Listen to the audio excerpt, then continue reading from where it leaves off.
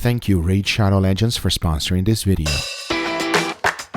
Welcome back to Sous Vide Everything, guys. If you love garlic and if you love beef, this episode is 100% just for you. Check it out. This is picanha, and it is what I like to call the queen of all meats. Let me tell you something, even though I tried almost every single meat there is in this planet, I always come back to this one. Picanha is basically the best of the best. It does not only have an amazing flavor, but everything from tenderness and fat is the perfect ratio. That is because you can actually control the amount of fat you want to eat. But not all picanha are the same, and here's the way I like to do it. The first thing I always do is trim out the external fat. If any of them are just hanging out, they gotta go. Then the next thing you want to do is find where the fibers are going, because you definitely want to cut the steaks with the grain and not against the grain. As you can see, as I slice my first steak, that is what you're looking for. Now the reason you want to do your first cut this way is so that your second one is against the grain. This will ensure filet mignon texture, but the taste somewhere between ribeye and New York strip. And once I was done with my slices, this is what I was left with. That is picanha, my friends. The best of the best,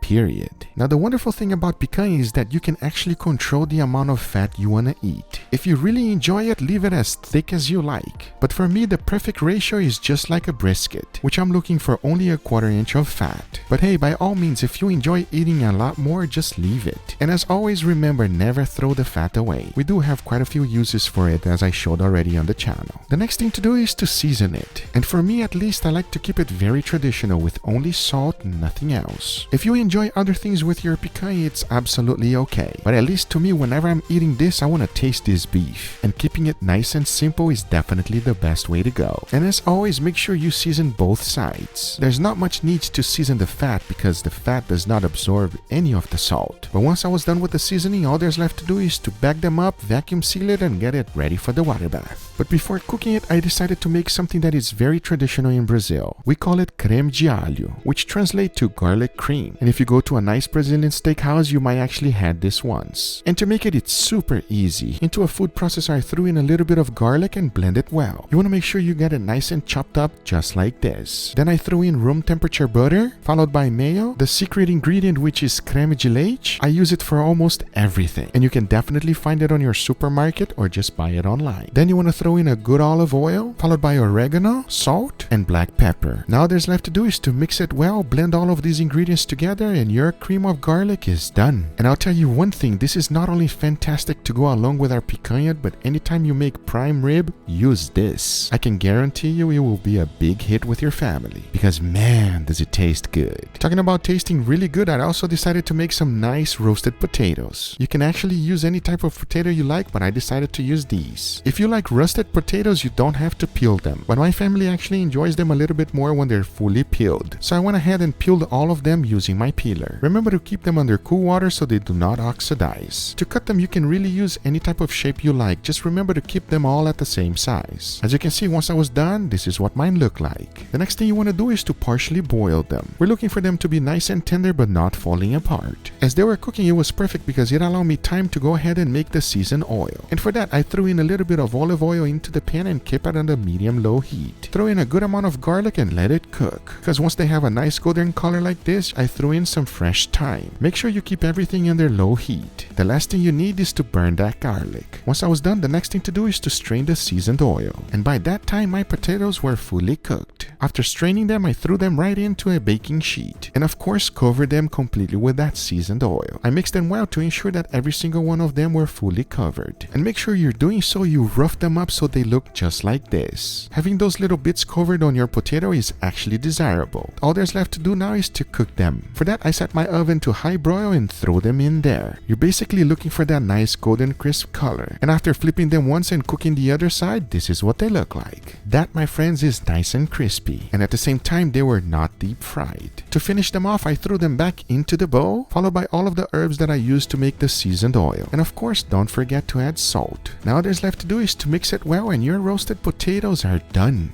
These right here will pair up perfectly with our picanha. Talking about that, it is time to cook them. And for that, I set my new wave circulator at 135 degrees Fahrenheit and I'll be cooking them for 2.5 hours. And I can't wait to show it to you how good this actually is. I got my beautiful picanhas cooked at 135 degrees Fahrenheit for 2.5 hours. Another thing that you gotta remember, your cream, whenever you're making it, it's okay to store it for the next day. It actually even tastes better the next day. It is fantastic, everybody. With all that being said, the picanhas are ready, we are hungry, and it's time to take it out. Let's do it.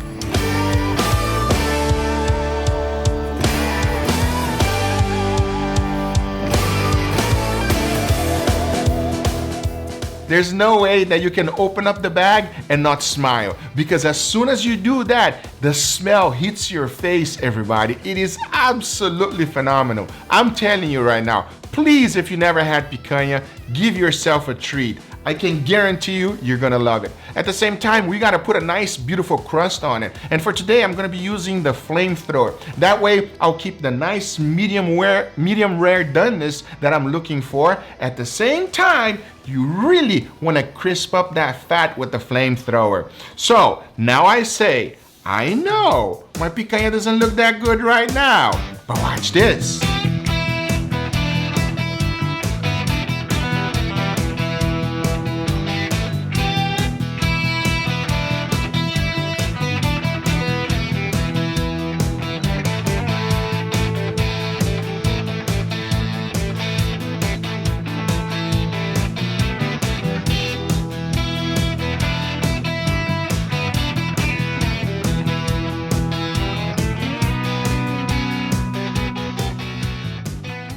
Before moving forward, I want to thank today's sponsor, Raid Shadow Legends, the mobile game NPC with the best graphics that I've ever played in a long time. Today, I'm going to be talking about my favorite faction in the game, the Barbarians. Barbarians are trained mercenaries from all walks of life. They're all about mobility and using epic weapons to make short work of their opponents. And they have a balanced set of skills that focus on boosting your team's attack. You can get the most used Barbarian in the game through the campaign, the War Maiden. But my favorite one is called Vala. She's a little selfish because she's only boosted her own stats, but her crush the wall ability destroys the whole team in their arena. And this month, Raid is doing their biggest update ever. The Doom Tower is here. A giant tower with 120 floors, a bunch of secret challenge rooms, and 12 amazing bosses to take on. They're also releasing 14 awesome new champions, along with a whole bunch of holiday events and tournaments. If you want to get a huge head start on Raid, hit the link on the description, and if you are a new player, you're gonna get 1 XP booster, some energy refill, an ancient shard, 50 gems, and a free Void champion, Bulwark. He's an absolutely awesome clan boss. All this treasure will be waiting for you here. Thank you, Raid, for sponsoring this video. I hope to see you guys there, but now let's get right back to it. All right, everybody, here we have our beautiful feast.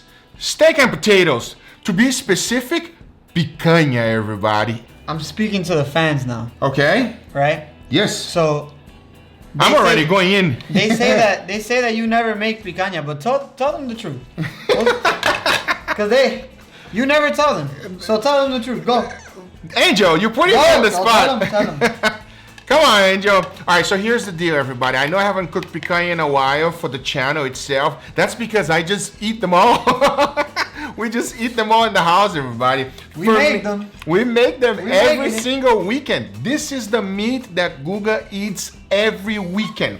I don't make it on the channel because if not, there's not going to be any different type of variety of meat. Because honestly, if you ask me, Guga, if you only had one meat left to eat for the rest of your life, what would it be? It's right here in front of you, everybody. Nothing is better than the queen. By itself, with the queen, you gotta always respect. You ready? Respect you, bro. Cheers, everybody. Cheers.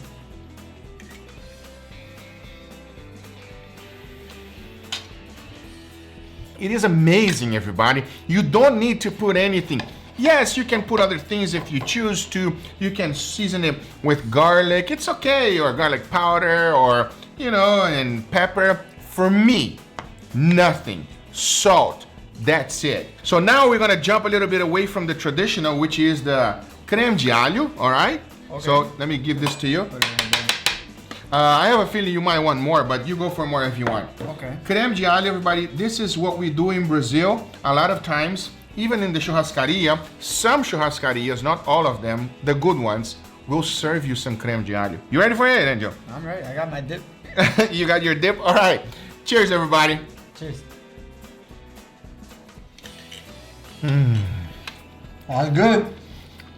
Oh, I enjoy that. That's the one you want to close your eyes and you want to feel that flavor. It's pretty creamy. Yeah. Like the texture of the actual like sauce. Yeah. It's creamy. Like it's like a thick cream is what it tastes like. Like almost like the texture of like a yogurt almost. Yes, exactly. That's like the texture that it has. And then the flavor, I mean, you do taste the garlic, but it's not like it's not beating the overpowering. crap out of you or anything. Right, you don't want to, you know, it's not a vampire killer sauce, everybody. Yeah, no.